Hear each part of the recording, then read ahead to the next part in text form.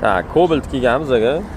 Hozir shu Cobaltni elektrosxema bo'yicha kislorodniy datchikka tegishli bo'lgan ishini qiladi bolalar. Mana elektrosxema Cobalt, kislorodniy datchik.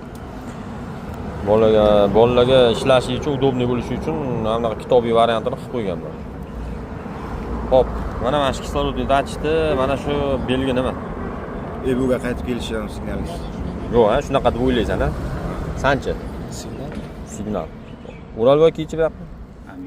Mana bu belgi nima belgi? Massa. Vot, ko'rdingmi? Bunisi signalnisi bo'ladi. Bunisi shiratniy impulsli modulyatsiya, nagrevatorga ishlashi uchun shiratniy impulsli modulyatsiya chiqarib beradi. Boshqa to'g'ri aytdimmi? Ya'ni massani o'ynatib beradi. Ground.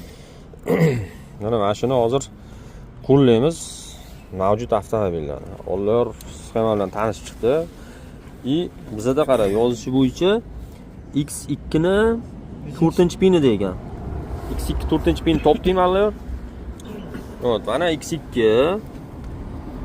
K20 bu bizda doim modul управления dvigatel bo'ladi. X2 mana X2 ning ko'rinishi xuddi shunaqa ishda topasan. Ya'ni 72 ta kontakt, 73 ta kontaktli ekan. 73 ta pinli to'g'riroq. O'shani 4-pin, ya'ni 1, 2, 3, 4-pin. Stekering ko'rinishi shunaqa, o'zingga qaratib ko'rding?